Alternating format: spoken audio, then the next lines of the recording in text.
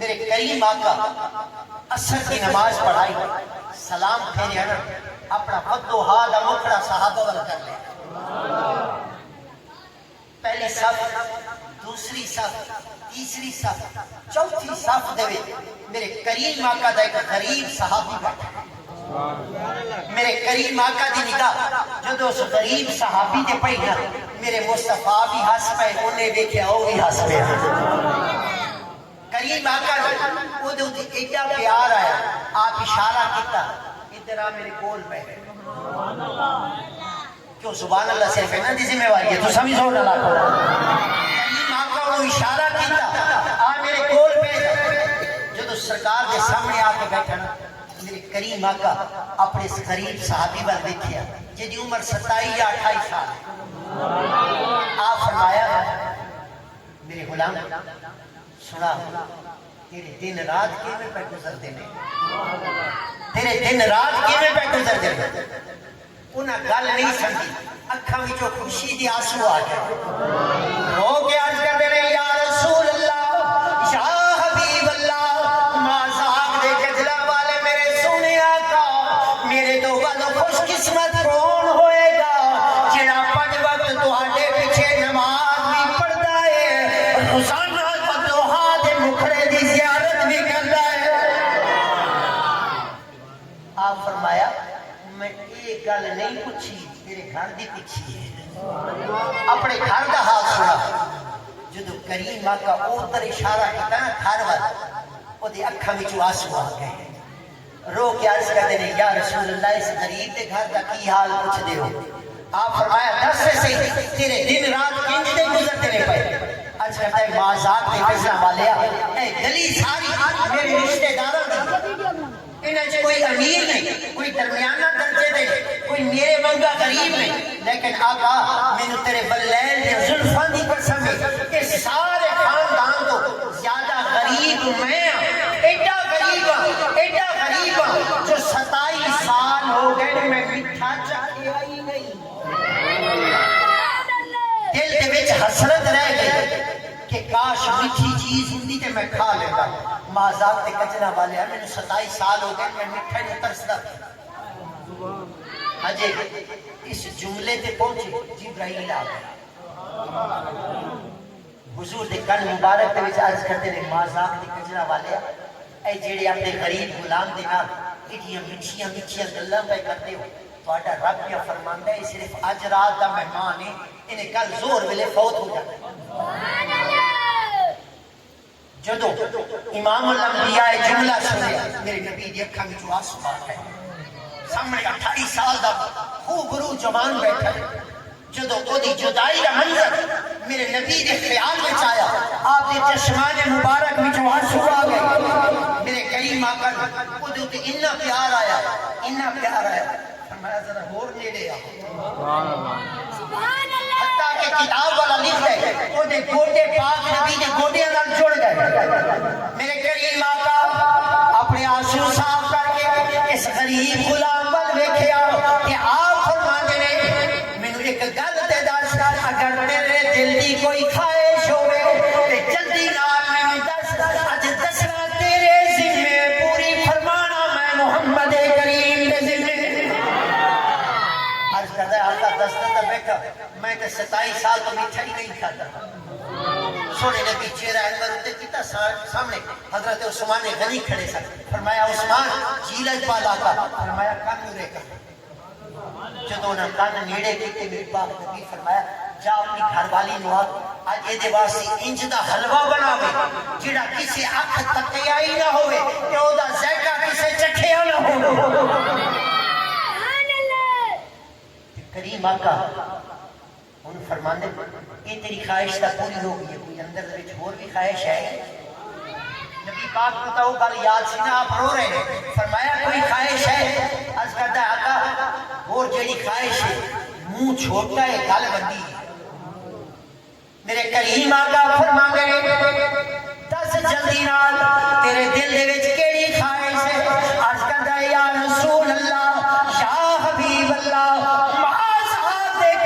میرے سونے آقا میری دل کی خواہش ہے کہ اللہ میں ایک نیک صورت بھی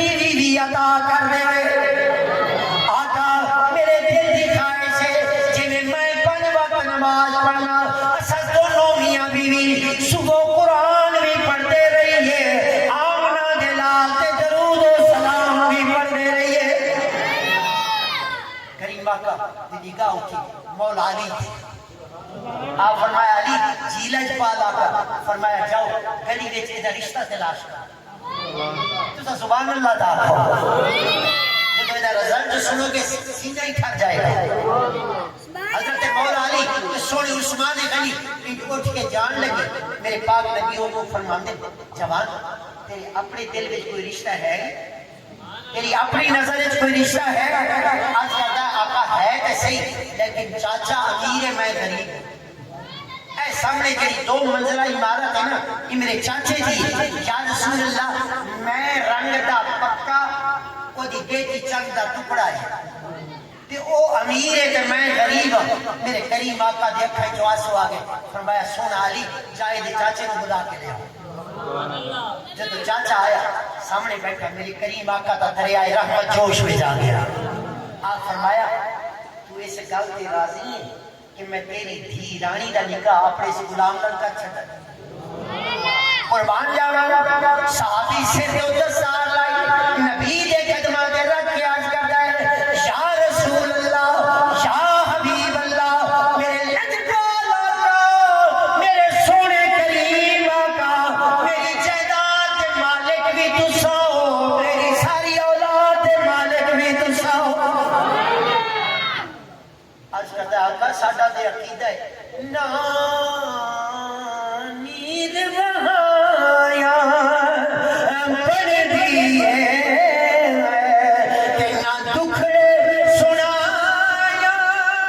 پڑھ دیئے اللہ دے سونیا محبوبا گل تیرے بنایا پڑھ دیئے اللہ دے سونیا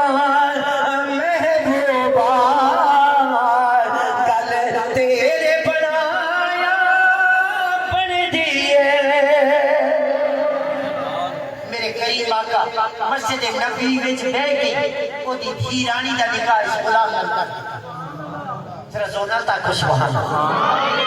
آپ فرمایا چاہ میٹھا بھی لب گیا دلہن بھی لب گئی چاہ اپنی دلہن گھر وچ لے جا جدوں انہیں 2 قدم چکے نا یہ رک گیا کریم آقا فرمایا خیر ہے کیوں رکے عرض کرتا آقا لے کے کتنے جاواں میں تے اصحاب صفہ دے چھپرے وچ سون والا لوکر آقا بیوی لے کے کتنے جاواں اللہ دی قسم رحمت کا دریا جوش میں جا گیا ارے آ گئے جب موج میں قطرے سے دریا کر دیا پڑ گئی جس پر نظر بندے سے مولا کر دیا قربان جاوا نگاہ اٹھی سامنے حضرت باز بن جبل کھڑے سن میرے کریم آقا فرمایا باز جی لجوالا کا فرمایا گلی دے اندر جڑا تیرا خالی مکان ہے وہ کی مینوں دن آئے فرمایا مینوں دن ہے جی آقا تیرے قدموں تے قربان فرمایا جا اپنی دلہن نوں لے جا کوئی میٹھا لے کے گیا کوئی کھان پین دا سامان لے کے گیا جدوں دا گھر بھر گیا وہ دلہن نوں لے کے ٹریا حضور چلتے نال ایک صحابی نوں بلایا وہ دے کن وچ فرماندے بس تیرا ایک ہی کام ہے تو اس دروازے دی رکھوالی کردا رہے جدوں اندروں تینوں رون دی آواز آوے جدوں اندروں تینوں کسے دے درداں بھری رون دی آواز آوے دیر نہ کری جلدی جلدی آ کے میں محمد کریم نوں دس دے صحابی عرض کرتے ہوئے جی یا رسول اللہ جدو صبح دی نماز ہو گئی وہ صحابی گئے کہ سونے نبی فرمایا سی تو کان لا کے سننے کوئی روندہ تے نہیں دیا انہیں کان نال لائے سوچل بول انہیں کان نال لائے اندر دونوں میاں بیوی سر سجدے وچ رکھ کے حضور دی آل تے درود پہ پڑھ دے نے تے پڑھتے پہلے صلی علی